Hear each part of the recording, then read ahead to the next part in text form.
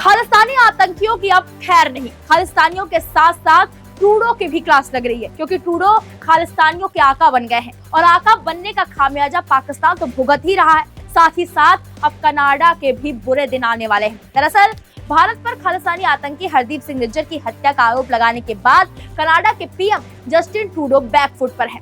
भारत जवाबी कार्रवाई कर रहा है। इस मामले में भारत ने कई एक्शन लिए हैं। कनाडा के लोगों के लिए वीजा सेवाएं रद्द करने के बाद भारत अब खालिस्तानियों पर सख्त हो गया है। उद्योगपतियों ने भी कनाडा के खिलाफ एक्शन लिया है। आपको याद दिला दें कि हाल ही में राष्ट्रीय जांच एजेंसी ने सिख फॉर जस्टिस के नेता गुरपतवंत सिंह के खिलाफ बड़ी कार्रवाई करते हुए उसकी चंडीगढ़ और अमृतसर वाली प्रॉपर्टी जब्त कर ली। मीडिया रिपोर्ट्स के मुताबिक भारत अब कनाडा, यूके और अमेरिका के खालिस्तानियों का ओसीआई कार्ड रद्द करेगा, जो विदेश में रहकर एंटी इंडिया कैंपेन चला रहे हैं, भारतीय संस्थानों को नुकसान पहुंचा रहे हैं। जानिए क्या होता है ओसीआई कार्ड, कब और कैसे शुरू किया गया, कार्ड होल्डर को कौन कौन से अधिकार मिलते हैं और भारत में उन पर कौन सी पाबंदियां लागू होती हैं। पहला सवाल ये उठता है कि ओसीआई कार्ड है क्या। ओसीआई का मतलब है ओवरसीज सिटीजन ऑफ इंडिया। ये कार्ड भारतीय मूल के विदेशी नागरिकों को भारत में अनिश्चितकालीन के लिए रहने के लिए और यहाँ काम करने की अनुमति देता है। आसान भाषा में समझे तो विदेश में बसकर वहाँ की नागरिकता ले चुके भारतीय लोग इस सुविधा का लाभ उठा सकते हैं। सिर्फ भारत में ही नहीं, दुनिया में कई देशों में ऐसी दोहरी नागरिकता लेने के नियम है।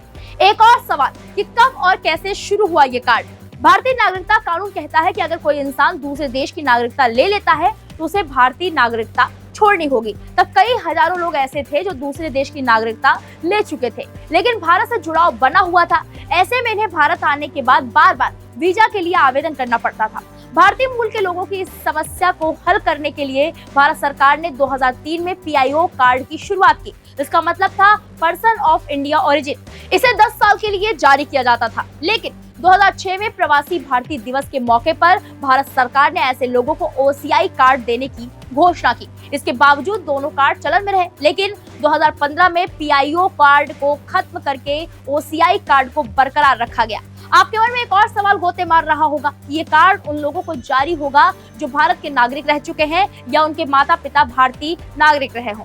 कार्ड जारी करने के बाद भारत उस कार्ड होल्डर को यहाँ जीवन भर काम करने और हर तरह के आर्थिक लेन देन करने की परमिशन देता है।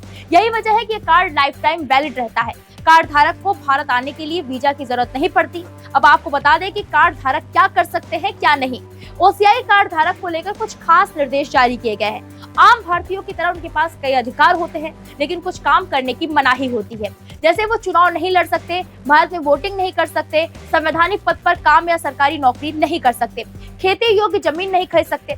सोचिए, कनाडा को अब और कितना बड़ा नुकसान उठाना पड़ेगा। इसलिए भारत से पंगा लेने से पहले कनाडा को 100 बार सोचना चाहिए था, क्योंकि भारत पहले छेड़ता नहीं और बाद में छोड़ता नहीं। पूरे मामले पर आपकी जो भी राय है कमेंट बॉक्स में जाकर जरूर बताएं। वीके न्यूज, राष्ट्र के नाम।